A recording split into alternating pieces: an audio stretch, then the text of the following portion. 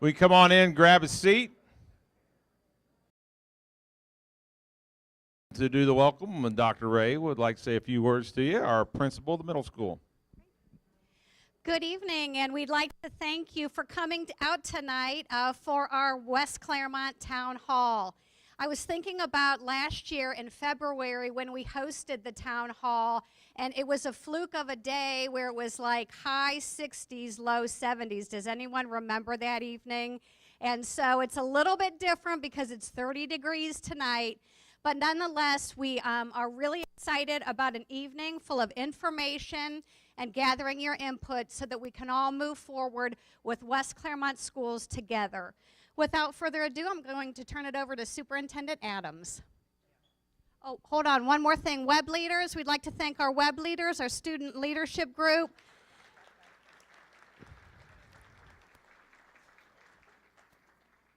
Well, on behalf of the Board of Education tonight, many of them are here, so if you guys would wave your hands, we have board members here tonight. They're going to be walking around, listening to your comments. They gave a charge to me years ago to really grow community engagement and to develop strong pride in West Clermont schools. And so I couldn't be more proud standing here in front of you tonight, seeing how many people turned out to talk about a very important conversation. So thank you so much. And the board thanks you for being here, because you being a part of the decisions and the future of West Clermont is a #1 priority for them. We are here to talk about our learning environments, our facilities. We believe here in West Clermont that everything matters when it comes to how students feel when they walk into the environments, the kinds of experiences that we're able to expose children to. And that it's very important that just because you live in a certain place inside the school district should not mean that you have a different kind of experience and have a different kind of building that you go to. And so we really want to talk about what is adequate and then what is equitable across our entire system. And so we're going to have those conversations tonight. To celebrate the community engagement, there are just a few stats up here on the board, and I just want to thank you once again. Many of you have participated in town halls like this. Many of you have been in focus groups. You've participated and taken your very precious time to do surveys, and it has been a wealth of information to really help set direction in West Clermont. And we are very excited that over the course of the next several months, in board meetings, in Citizens Advisory Commission meetings, we'll be bringing ideas forward to the board. We'll be bringing ideas forward to the Citizens Advisory Commission. And in those two experiences, it will result ultimately in a strategic plan that sets West Clermont to continue to be on the rise and to move to 2030. And so all of your feedback has been vital, and we are excited to be rolling that out to you as we move into second semester. Just a few things to be really proud of. It seems like just yesterday, it's 2020, and we are, catapulted out of our schools, out of our normal life, and here we are 3 years later, 4 years later almost, I guess, and look at what has happened in West Clermont. We were dedicated to say we are going to get better because of COVID. We're not going to go backwards. And I can stand here proudly and say, because of many educators in this room and the great work in this community and our Board of Education, that we are standing stronger today than we were before COVID. And these are just a few additions that we've added into our system, things to enhance academics, from curriculum in science, in math, and coming next year, English language arts. We've been able to improve our technology and to make sure that every student has access, whether that's through the device in their hands or having broadband support at their homes. We've been able to expand our services. Special education population is growing, our gifted population is growing, and our English language learner population is growing.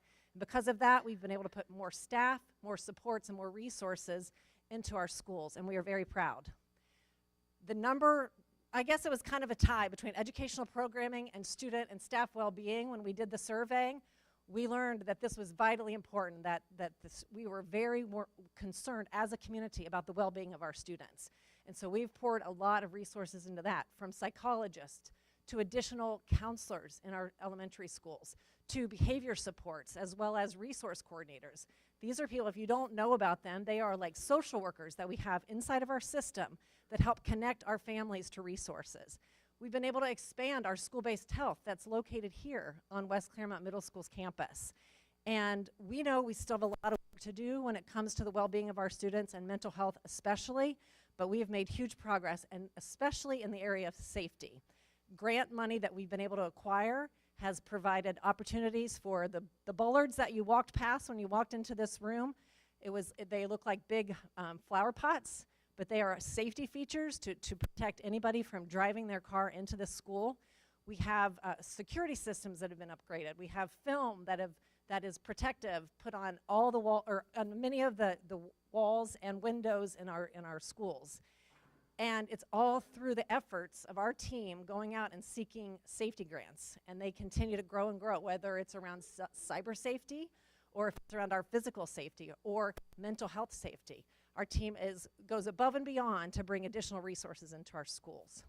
And I'll add a few other things here because I could go on and on. We've been able to invest in some new programming. WC Your Future is what we call it. It's all about career ed, and the kinds of programming and opportunities that we've been able to bring our high school students include early IT for the University of Cincinnati, where kids are going into UC basically with an associate's degree because of their work, and they have guaranteed admittance into UC. We have a teacher academy. Obviously, you might know this. We are having a national crisis in teacher shortages. So we're working hard to build a pipeline for our staff so that we can continue to grow strong leaders and teachers inside of our system. And our partners have been amazing. We started this year the Clermont County Workforce Initiative, and what we're able to do is develop professional skills in our students. We're allowing them to get internships and even job opportunities with all of our Clermont County partners, from Duke Energy to ANA Safety to the Chamber of Commerce. We are growing and getting stronger and stronger partners all the time. TQL, thank you so much. You could tell I needed it. Thanks, I appreciate it. And finally, our classroom supports. We've added paraprofessionals inside of our classrooms. More professional development for our teachers. When kids came back after the pandemic, they weren't like the kids that we saw before the pandemic. And so we've needed specialized training, and our teachers have worked so hard to learn new skills and to bring new strategies into the classroom. We've added therapists, reading specialists.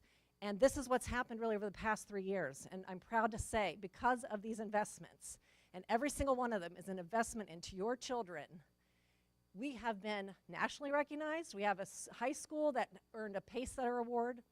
We've had higher marks on the state report card. I'll talk about that in a minute. We've earned athletic awards. We've earned local awards, national recognition and state recognition. Our preschool earned a 5 stars. And so I'm just so proud of the investments that we've made and the efforts of the people in this room. What you'll see here is academically, and of course, that's why we're all here. Academics is what we're all about. You will see double-digit increases that we are seeing inside of our school system. You don't see this number up here, but we already know our 3rd grade results from this school year because you get a mid-year kind of look at that from the state level. And our scores are higher now than they were in 2015 when these assessments began. That's pretty incredible when you think about the kinds of experiences these 3rd graders have had from their kindergarten days when they were sprung out of here to what 3rd grade demands, which is very, very rigorous. And so we are extremely proud of their efforts and what's happening in our classrooms. These double digits improvements have earned our district a move from, like, we were kind of performing in the middle of the state or below over the last couple years. We are now performing in the top 35% of the state.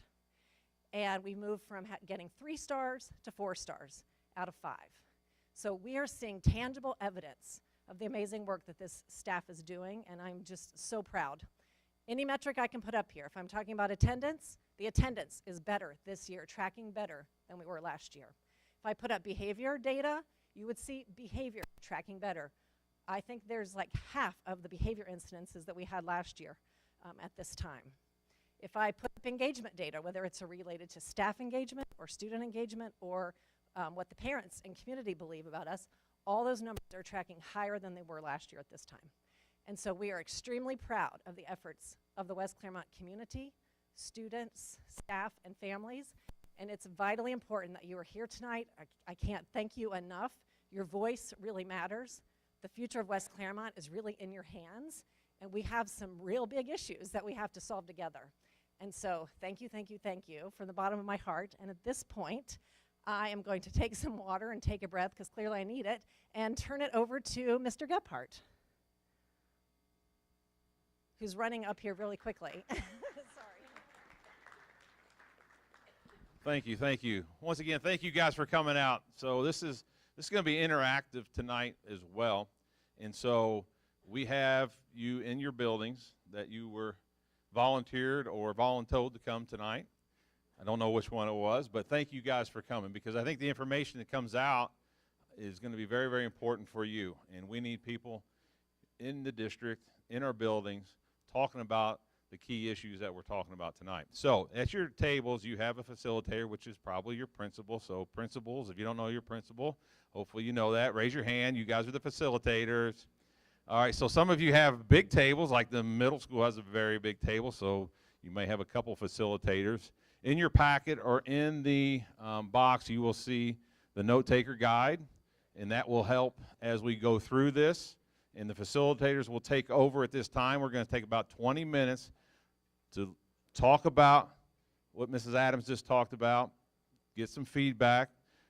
We're going to select a note-taker, probably 2 note-takers at the bigger tables, or pretty much all the tables will have at least 2 note-takers. So there's 2 of those sheets. Actually, there's 4 sheets in that per table, so you got plenty of people to take notes. So kind of capture the ideas. And so when we capture the ideas, this is our feedback that we will then take out to the rest of the community, to the rest of the parents, so that they can see what you're thinking, and kind of as we start to develop this master facility plan and look at what we're doing, look at the data, look at where we're at and where we're going. It's not about where we are today, it's where we're going to go tomorrow. And I think that's really, really important. We're a district on the rise, and we're going to keep moving. So I don't get the microphone like I used to, so I better stop talking, because we got some things to do. Facilitators take over. 2 questions, 20 minutes. Take some notes. Introduce yourselves if you don't know who's at your table, and we go from there. So we'll start the clock for 20 minutes. I haven't been to my workout since the last week of December. I mean, most people get started in here. I totally stop. So I can't do anything. Gotta get you in shape now. I know, that's real bad.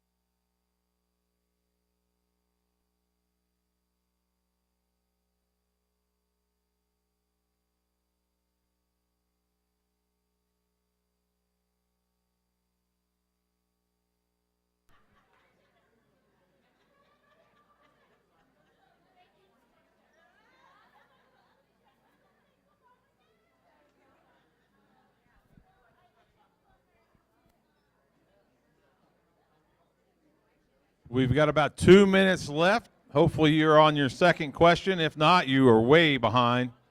So about 2 minutes, and we'll be moving on to our next part.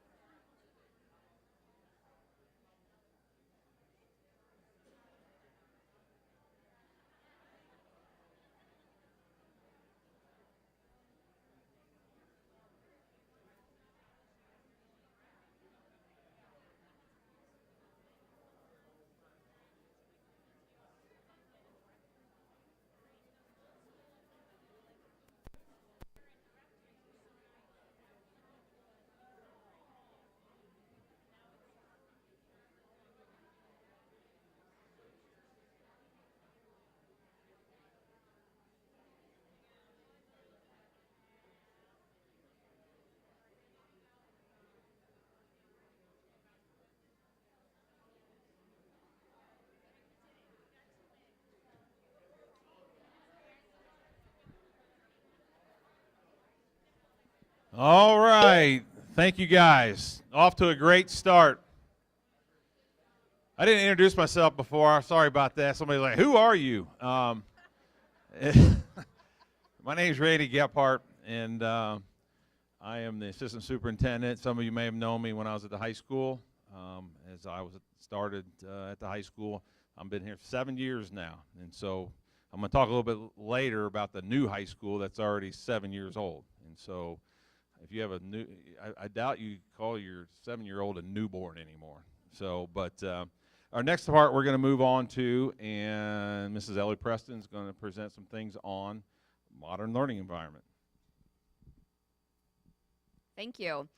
So, modern learning environments. To talk about a modern learning environment, it needs a little definition. Like, what do we mean by modern? And especially, what do we mean by modern learning environment? And so, I'm just going to share a little bit with you. You should have at your tables eventually. I don't know if you've gotten to them, if you've divvied them out or not, but there's a kind of a large one-pager that you can kind of follow along if you want, that we're using right now in West Clermont as kind of our operating definition of what we mean by modern learning environment. So you think about the purpose and design of school, and in many ways, the picture on the left is probably maybe an image from like a one-room schoolhouse or something that you think about, school back in the day. But we're wondering, like now, how much really has school changed? And what role does the environment, the actual like structure of school, what role does that play as we think about a modern educational experience for students? So we're really spending time this year. We've formed, I see some members of our CAC actually here in the room. We formed a group this year that is really studying what is like the purpose and design of school. What do we in West Clermont want the purpose of school to be? And what does that then therefore mean for the kinds of experiences that we need for students, the implications for facilities, how we think about time and space and all of those things. And so we want to make sure as you're focusing on facilities here in the next activity that we're all thinking about a modern learning environment in the same kind of way. And so these are the components that we believe in West Clermont. We want all students to have an opportunity to learn in a modern learning environment that has these components. So first we think about the physical structures of a building. So, you think about spaces like the classroom itself, you think about gymnasiums, cafeterias like we have here, health centers, sensory rooms, offices, kind of the functional physical, the variety of physical structures that need to exist in a modern learning environment. And each of those spaces serves a variety of purposes. We also, in a modern learning environment, recognize that there are needs that go beyond the four walls of a classroom. So you think about modern learning environments that allow opportunities for students to learn in outdoor environments, places for them to have, community spaces, for us to think about ways that students, thank you for ever turning that up, thinking about hallways and extended learning environments, just spaces that can really help students more fully participate in modern learning experiences beyond just the learning that can happen within the confines of that classroom. But within the classroom, we're looking to ensure that students have opportunities to learn with environments that provide flexibility, that teachers and students together have an opportunity to have lessons that can move flexibly from whole group to small group and back again, that technology can be seamlessly integrated and available, that furniture is flexible, that you don't, if you think about like these tables here, like it's kind of hard to pick up these tables and like move them around. And so if our classrooms feel that same level of just difficulty in being able to configure and reconfigure spaces, that can pose challenges for students and teachers alike. And ultimately, it's not just about having like flexible furniture, but it's so that our learning environment, if our learning environment can be adapted, it really allows our students and teachers to engage in experiences that really allow students to learn more deeply, to not just have surface level experiences, but ones that really can help them develop those portrait of a graduate and competencies that we really desire all students to have by the time they leave us. And so really being able to modify our spaces so that the learning environment can really be match what the learning task is. Of course, it's important in a modern learning environment to have highly functioning systems like HVAC and the electrical system, lights, utilities, all of those like more, it's not my area of expertise, but just like in a home, we need for those things to just function and operate well so that they're not barriers to learning. You can even, in environments like this, it's not super easy necessarily, especially during the day. Like if we were to try to have some kind of presentation, like the glare from the sun would pose problems for students being able to see displays. Those same kinds of things even in classrooms, the use of natural light, all of that is important in modern learning. The universal design, we need spaces in a modern learning environment that really allow all students, regardless of their needs, to be able to fully participate in school. And so looking at the American Disabilities Act, having spaces that are ADA accessible and compliant, as an example, is something that's really important for us and to ensure that we have in place.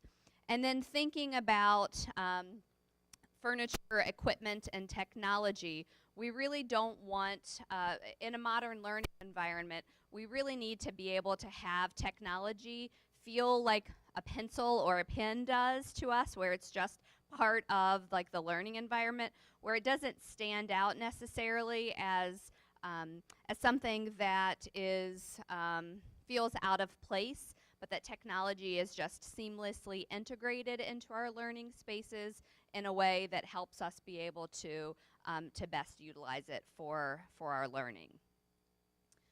So these things are, in concept, we can kind of maybe understand the concept, but oftentimes it's even better if we can like picture the possibilities of what this might look like in actual practice. And so this is just a very short video that I think illustrates a little bit of what we're talking about as we strive to think about ways that our facilities can really move more towards modern learning environments than maybe where we are currently. I don't know if I can.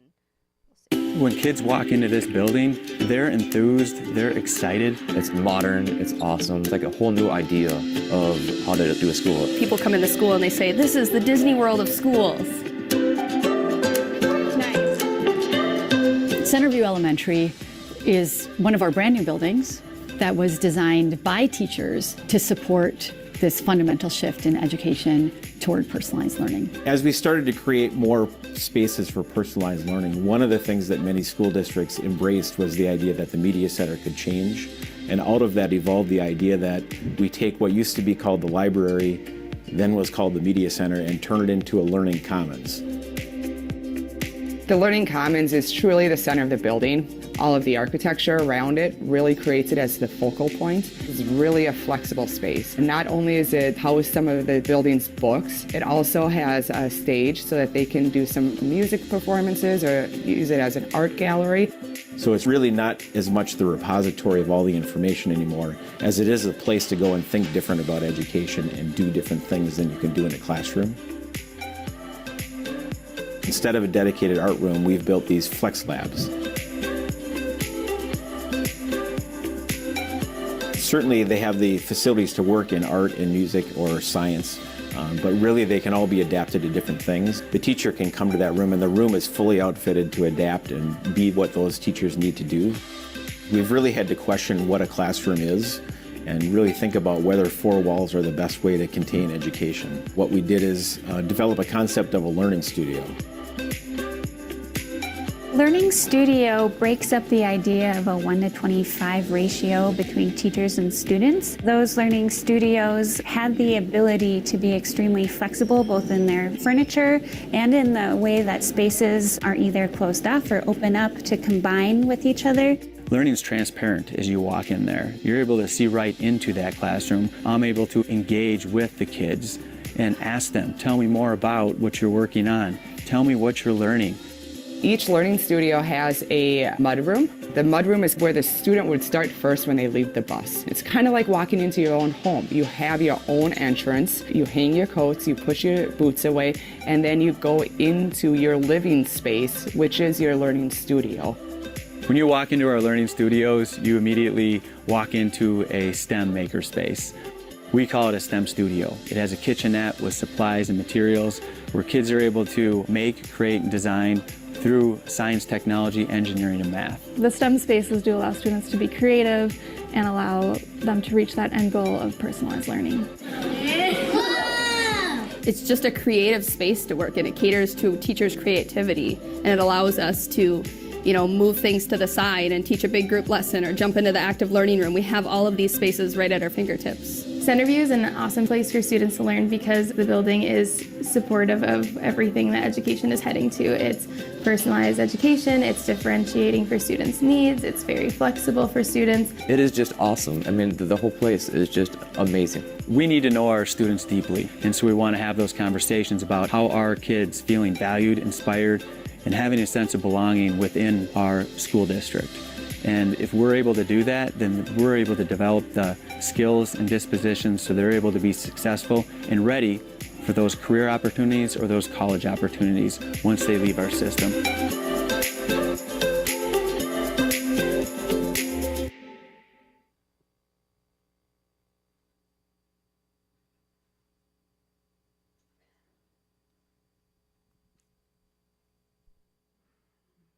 Okay. All right, so the next task is for you to move back to your table discussion. And you're going to really think about, with your facility in mind, to what degree do you believe your facility exceeds, meets, or does not meet various components of a modern learning environment.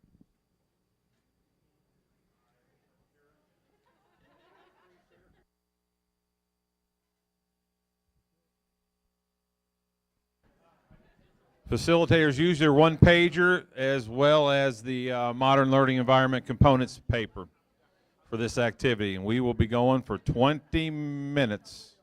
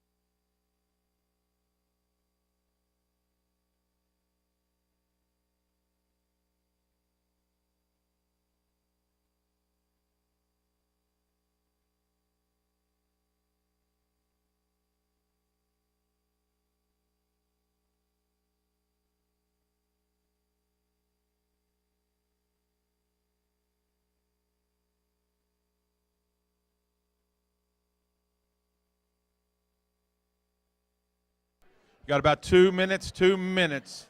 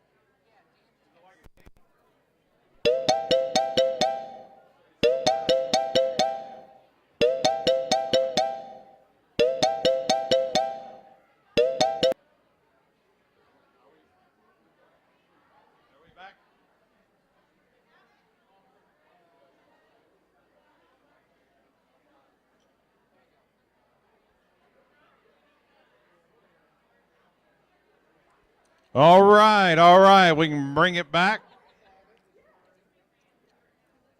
I know these are, once you get in and start talking about facilities and you start talking about your particular buildings, Summerside's over here, they're excited.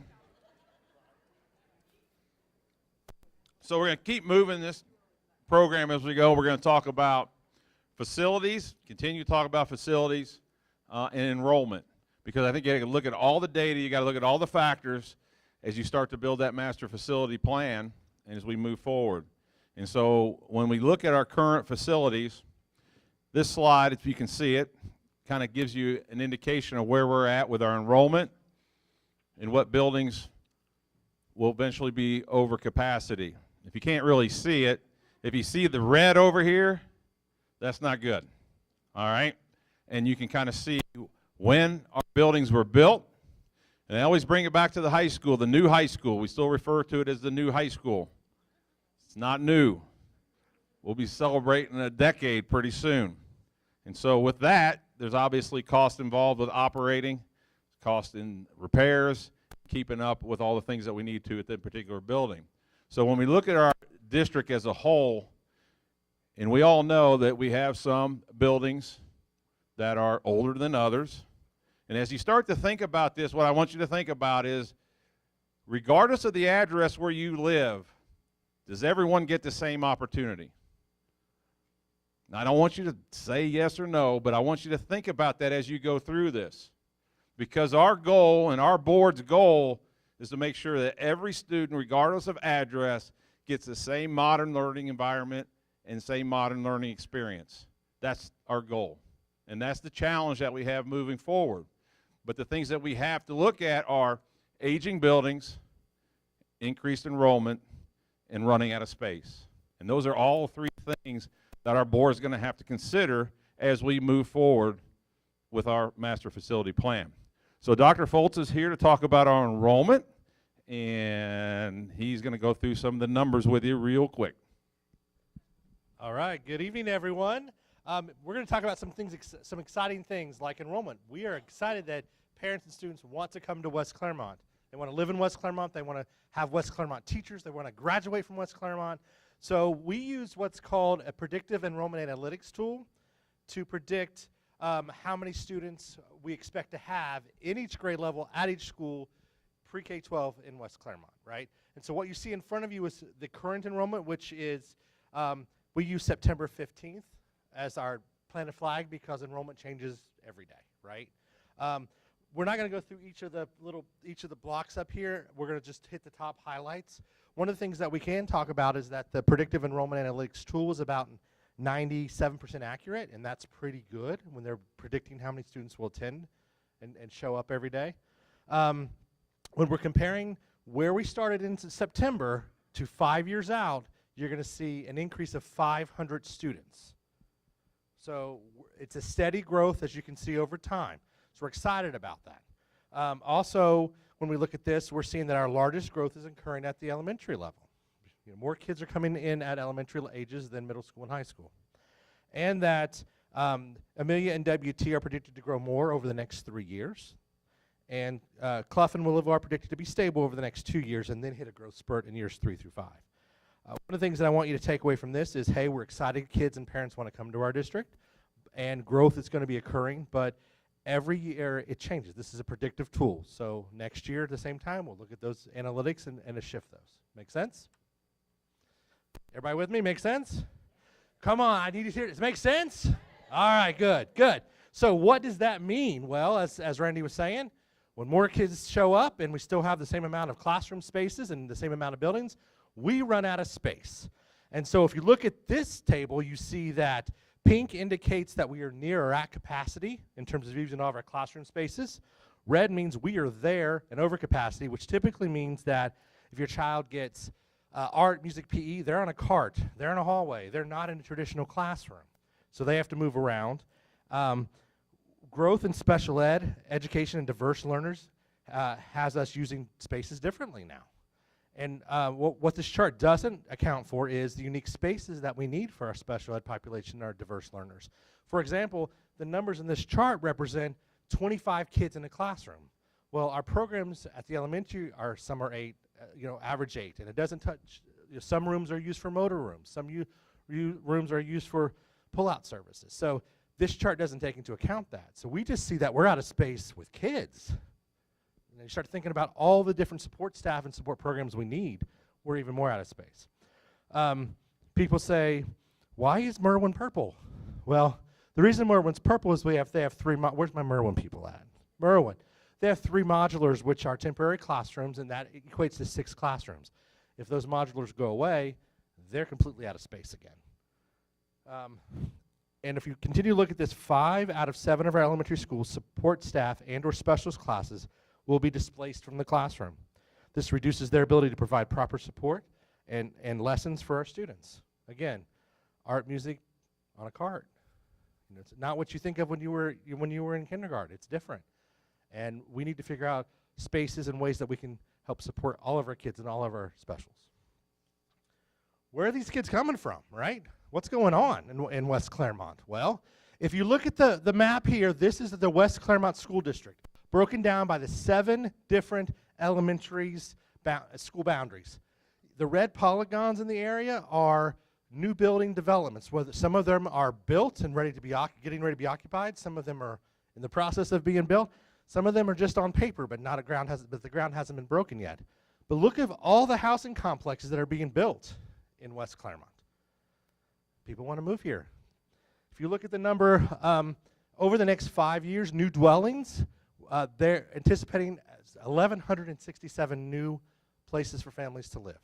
Some will be apartments, some will be duplexes, some will be standalone houses. That build is expected to bring 1,386 kids into our district. Now you're like, wait a second, David. You said we're only going to get 500. This says 1,386.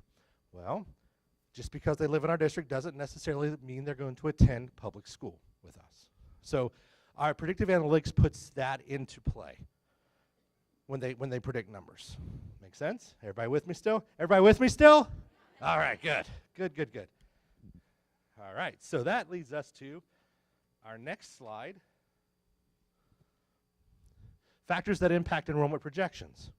Open enrollment to other districts. Some kids live in our boundaries and go somewhere else. We'd like to have them back because they're our kids. We need to have space if we're going to do that. Kids are choosing online. Private schools, Ed Choice vouchers are now much easier to get for the state of Ohio, so people are choosing Ed Choice as a pathway. Home education is much easier now than it has been in the past. Parents are choosing that. And then we have consistent transiency throughout the year. People don't necessarily understand that it is nothing to have 1,000 kids enter and 1,000 kids leave within a school year. Now, if you look at your building principals, they feel that sometimes. I think at one year, one of our principals said, it was probably February, and he's like, this is my 100th new kid. And so we don't think about that all the time, but that is something that happens in our district that we need to be made aware of. So, great idea. We're excited kids are coming. We're excited parents moving into our district. It's putting a damper on the facilities that we have to support them. So at your table, it should take about 20 minutes. You look at all the pros and cons of the different configurations and all that we have discussed. What are your conclusions? So you can see some thoughts or observations. So you see that put up here. Please use your data sheets, information presented, and record your responses on your pros and cons sheets. So on this activity, this is kind of just getting a taste of what we're going to be moving towards as we start to work towards our master facility plan. And at the end of this, you're going to have an opportunity to be a part of that as well, as that will be a deep dive into this part of the program or this part of what we're doing today. So what you have the pros and cons sheets, and facilitators, you're going to spread those out. People will be working on different ones, passing them around so that we can get your feedback on all those different ideas. This is like the nuts and bolts. This is the important piece for you guys, because as we move forward, this is going to be our community's decision. It's not going to be Dr. Foltz, Mrs. Adams, myself. This is going to be what we want to do as a community, what our parents want, and how we're going to move forward. And so this master facility plan, at the end, we'll talk to you a little bit about how we're going to recruit you for that as well. But moving forward, this is kind of what you're going to be getting into if you decide to do that. So here we go. Pros and cons, spread them out, or pass them out. Facilitators, and we really want your feedback on this. This is really important.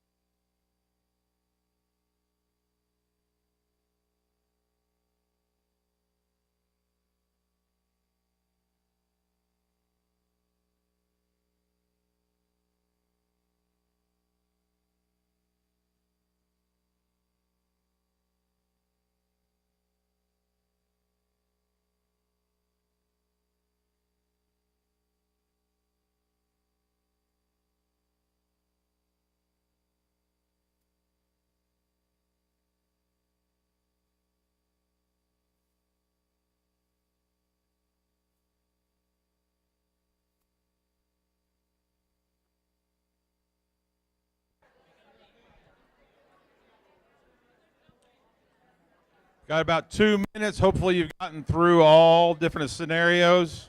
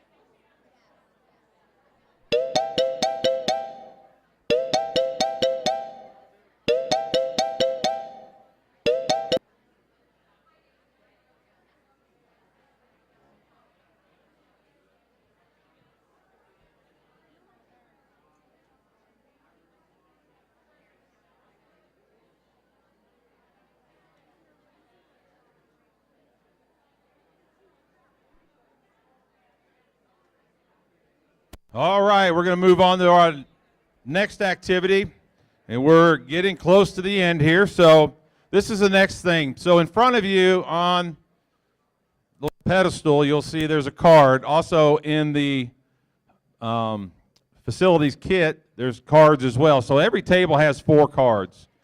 Do we need you to fill out 4 cards? You can. If you got differing opinions, and you can break off into small groups and talk about this.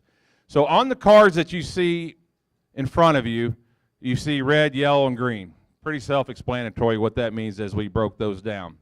But as you look at it, what you do now, you're going to look at the matrix, and you're going to look at facility utilization, renovation, new construction, decisions that need to be made as we move down the road. Again, we're going to talk a little bit about what our next steps are going to be, but we want to just give you an idea, a little taste of, okay, so you've got this building that you're at now. What do we do with it? Again, this is going to be a decision not by the administration. It's going to be a decision by our parents and our community and our board. And so these are the things we want to look at. So you're going to take a look at this, and you're going to look at those different components, and then you're also then going to circle the urgency, because we need to know from you how urgent do you see the needs for this. And then you're going to take that card filled out or circled, and then you're going to place it over there right behind Mrs. Preston and Mr. Patton, and we'll have somebody over there with some masking tape. Mr. Rose, masking tape man. Thank you. And so then those that have had 2 or more cookies will walk over. Hey. Why is everybody pointing to Josh? And then you will place it on that. You have one of these at your table so you can take a look at it. And then once you fill it out, again, you can fill 1 card out or all 4. Go place it over on the matrix, and that'll give us an idea of where you're at. So here we go. Facilitators, take over.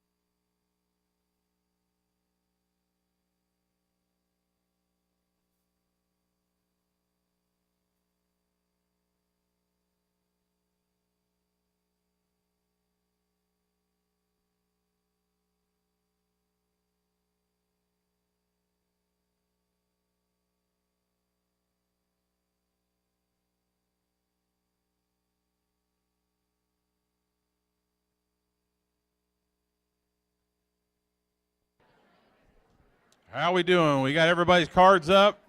Not yet?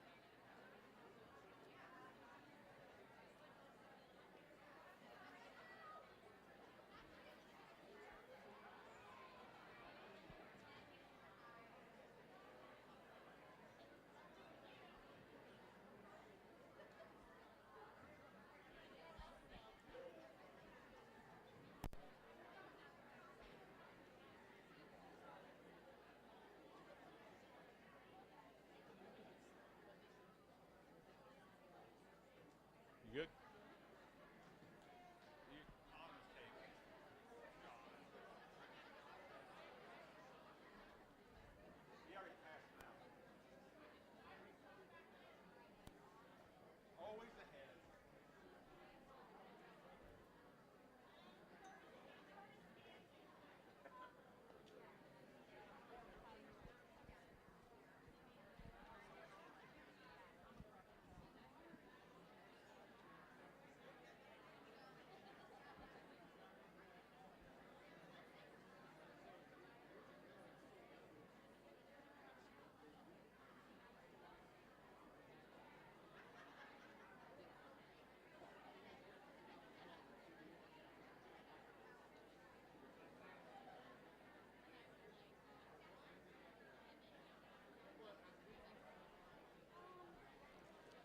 Has anybody not put their cards up yet? Can we move forward? Are we good? All right.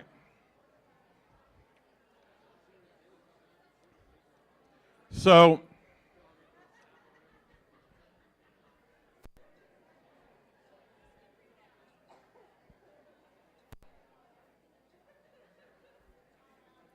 we are moving into the last thing. This is called call to action. Before we move on, Mrs. Adams, do we still have school tomorrow?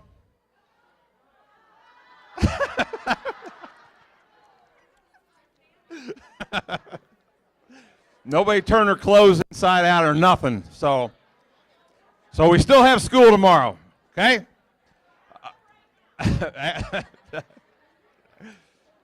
Started snowing at 1 o'clock today. So the next part's really important. This is our call to action. As we move forward, and I've said this at least 3 times because you want to say it at least 3 times because it commits it to memory, right? So I've said it a few times about a master facility plan. Our board has hired an architecture firm that will help us lead us through this master facility plan as we look toward the future. And so just a little bit, I know some of our facilitators have already passed out the Ensuring the Future of West Clermont cards. I need everybody to fill that out before they leave, even if you don't want to participate as we move forward, but we need to have everyone fill that out. And as we move forward, we want to give them a little bit of time to bring Charlie in and talk to you a little bit about with the next process that we have.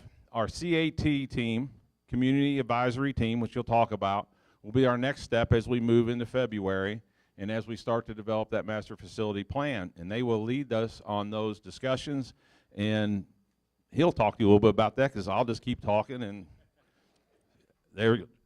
All righty, thank you so much for the introduction. So my name's Charlie Janigan. I'm an architect. We'll leave it on there. And I've got 2 colleagues here tonight. Time's up. Okay, I'm done. I'll talk quick.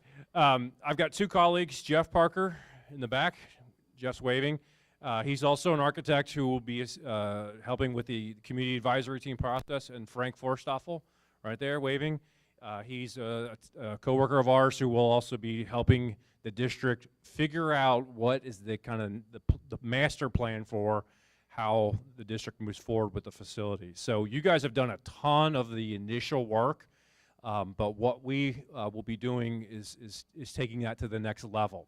So 1 minute about SHP. We are an architecture firm, downtown Cincinnati. I like going in your gym here because you see the ECC. If you've followed your children to Walnut Hills or Milford or Lebanon or Kings, those are all districts we work for. And so you've been in buildings, Witten Woods. Witten Woods is another one. Those are buildings we've designed. So a lot of the folks you guys compete against with athletically, there's a lot of other folks we work for, Williamsburg. So we live and breathe schools all day long. We've been in business for actually now, this is a new year, 123 years. And so this is what we do. We will be leading the something called the CAT team, or CAT. We got a lot of acronyms here. And we will be managing kind of 3 groups. There will be 4 total. So you guys have the existing CAC, another acronym, and they are looking at what Ms. Preston shared with kind of the forward-thinking environments and how does teaching and learning interact with the built environment. They're going to be making recommendations to our group, and we're going to be taking that and doing a lot of things. We're going to be having forums like this. We're going to be having smaller group sessions. That's called targeted stakeholder outreach. We're going to be working with the administration. This is the district steering team, making sure that we're looking at things on making sure we're aware of finances and curriculum and all the aspects that the administration oversees. And then finally, the call to action is number 3, which is the community advisory team. We are looking for members today from the community to help be a part of that, be a voice, and help drive the master plan process. Ultimately to drive the decision that will go to the Board of Education to say, hey, this is what we need to do moving forward. We already have about 30 members, and we're looking for 30 more. So if we can get 30 more folks today to sign up, that's our goal. This is kind of a back and forth process, and so we today, what you've done in this fall, what you've done is a lot of the heavy lifting of raising the awareness of where are some of the concerns on the facilities. We're going to take all that and we're really going to start to dive deeper. So the community advisory team will start to meet in February, and our plan is to have things kind of wrapped up by the time school dismisses. So we'll meet a few times here, winter and spring. This ultimately leads to a recommendation to the board later in the year. So we might think about it in the fall, but ultimately a recommendation will go to the board. Here's kind of a more organized calendar. So you can see the advisory team here is in this kind of cyan color. So February, March, and May we'll meet. We will have these intermittent stakeholder outreaches in green. They might be big groups, they might be small groups. But ultimately, the community advisory team will get back together after the summer and then wrap things up and get things to the board. And for the board to say, hey, we like this, we'll move forward, or we disagree, and we need to make modifications. So anyway, the West Clermont Community Advisory Team, again, thinking about education, facilities, finance, and community support. Those are the kind of the 4 things that we're looking to help provide leadership and an understanding within the district. So the meeting kind of themes or informs, take a lot of the information that's been collected to date, talk about concepts, what do we do, what are options, and then finally evaluate and refine, and then ultimately lead to the recommendation. So those are some slides there that kind of summarizes. So this is what you have in front of you. If you are so inclined to work with us, circle yes, I'm interested. If you've got enough on your plate, which we understand, I'm a parent too. I've got activities and scouts and sports, but we are looking for folks to be a part of this journey with us. So with that, I believe, I thought the slide was going to say school's canceled tomorrow.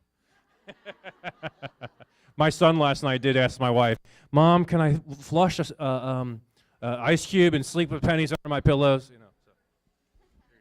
Thanks, Charlie. Appreciate that. So get everybody excited. Great. So I'm going to be up at 4, so it doesn't matter, as we'll be checking the rows. But again, the call to action is this. It's a decision that our parents, our community, our board we'll be facing over the next few months, because it will obviously dictate what the future is going to be. So you do have those cards. I need everyone to fill those out. I'll put it in a drawing, and we'll fill it out, and you'll win season tickets to the Bengals. Not really, but anyway, we appreciate that. So how about a round of applause for all our facilitators tonight and all of our staff that are here. Thank you, guys. We couldn't have done it without you. Thank you all our parents, community members that showed up, our board members. Thank you, guys. Get home, drive safe, and hope to see you tomorrow.